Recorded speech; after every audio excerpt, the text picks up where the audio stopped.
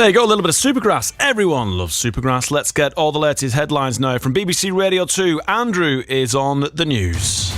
This is Radio 2 on BBC Sounds and on your smart speaker. Play BBC Radio 2. BBC News at 11 o'clock. This is Andrew Peach. The head of the Train Drivers Union, ASLEF, has warned that zero progress has been made towards agreeing a new pay deal with rail companies as members hold another day of strike action. But Mick Whelan says he's still confident there will be a resolution. Services run by 15 rail companies are affected by today's walkout. These rail passengers in the Welsh town of Flint are frustrated by the continuing dispute. I understand why it's happening, and I do think it's important for them to strike, but I think in situations just like this it can be quite frustrating for passengers, especially when the rail prices are constantly going up. Just one more thing, isn't it? We tried to go to the Christmas markets in Manchester last year, and we tried, and those strikes, and then we tried to make up for it a few days later, strikes again. The former Russian President Dmitry Medvedev has warned that British officials are legitimate military targets because of the UK's support for Ukraine. Mr Medvedev, who's a key ally of Vladimir Putin and now sits on his Security Council, accused Britain of waging an undeclared war against Russia.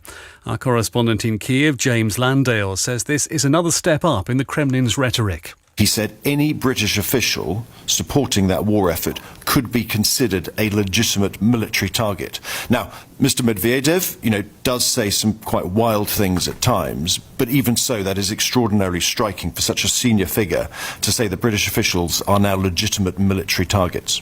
The mayor of the South Korean capital Seoul has apologised for the confusion caused by an alert issued to millions of residents, sparked by a failed North Korean satellite launch.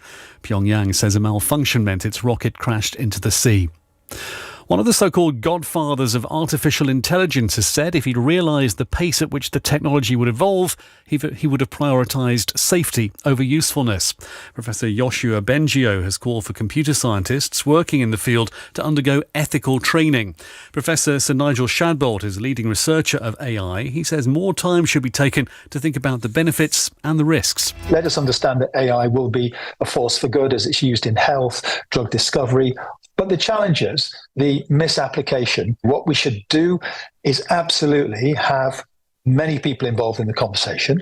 We should have clear ethical guidelines and precepts and training for the people who are building this.